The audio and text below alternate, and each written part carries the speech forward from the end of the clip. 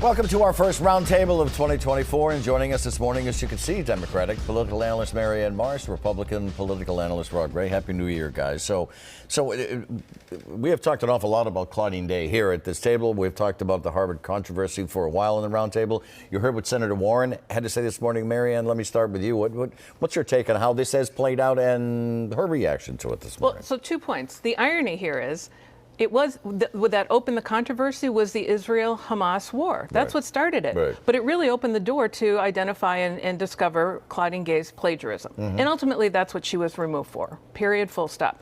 But Elizabeth Warren is right. This was a right-wing hit job, and it won't be the last one either on any university. A right-wing political activist, a number of them, a right-wing billionaire, and right-wing media. And they telegraphed exactly what they're going to do. We're going to create these stories in right-wing media. Then we're going to move them over to mainstream progressive media outlets and launder all of that. And that's how we're going to take her out. And that's exactly what they did. To enter the term racially motivated, does that even wedge its way into this conversation?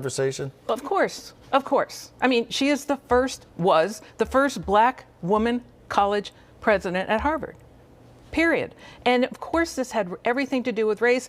But again, and ultimately, she gave them the opportunity because of the plagiarism claims. But make no mistake about this campaign, it's one more attack on education, and they're trying to take down education and other pillars of our democracy that won't stop with Claudine Gay. What do you think, Rob? I think Senator Warren's comments and Mayor Wu's comments this week that race was involved are frankly bizarre. I mean, you look at UPenn, white female president, at the same hearing, she resigned, and there was no plagiarism alleged against her. So, Claudine Gay was treated fairly. She decided to resign. People trying to make it into a race thing, I don't understand. Do we think it was a coincidence that there were 4 women at that hearing only? Of course not.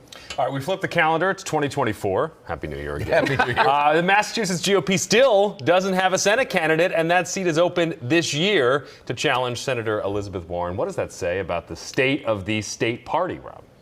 Well, it just says that Elizabeth Warren is unbeatable. And let's face it. Do you believe that even if she got a challenge from a centrist Karen Polito, for instance? I do. I mean, Scott Brown, he was the incumbent in 2012. He lost to her by a comfortable margin of 8 points.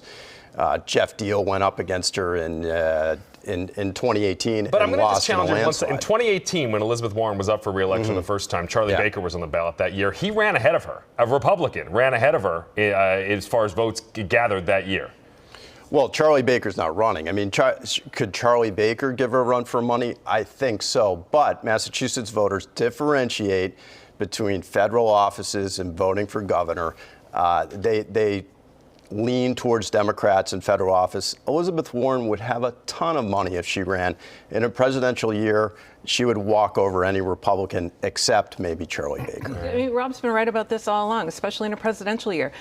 There is no Republican candidate in Massachusetts, even if self-funded, who could beat Elizabeth Warren, period. So if they're smart, they're not going to go find anybody, because for all the headlines it generates, it takes resources away. They would be better off if they just started doing legislative races, and then work up to congressional races and rebuild the entire party. But having some name out there against Elizabeth Warren, not worth it. Next item, City of Boston. The Mayor, Michelle Wu, delivers her State of the City address. It'll be on Tuesday. A plan circulating about Boston Public Schools will get a lot of attention. At some points, up to half of the city schools could close, and could close for good. Superintendent Mary Skipper has pushed back on that. Schools are a minefield for any mayor. Marianne, how is this going to go? Look into the crystal ball. How's this going to go? So Michelle Wu's MO has been to date taking on big problems with big solutions. And we saw that with Mass and Cass, and everybody doubted her. You look at BPS, Boston Public Schools, it's the same issue. She has said all along that kids in Boston deserve the same education, the same schools, and the same resources as their suburban counterparts. So this plan is going to make a lot, there'll be fewer schools in some way, shape, or form, but they will be better. Some will be big, some will be small, but it'll be better facilities, better resources, and every kid deserves that. What do you think, Rob? I mean, I think it was calculated. This was a big, lumbering, slow-moving trial balloon that they're going to close half the schools. And what the mayor will come out and say is that, no, we're actually going to close, 20%, 25%. But I agree with Marianne.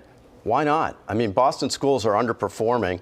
if you have to restructure, you have to restructure. If Band-Aids don't work anymore, it's a big problem. For the record, by the way, in this segment, you guys have agreed twice. Happy New Year. What's going on? There's a resolution.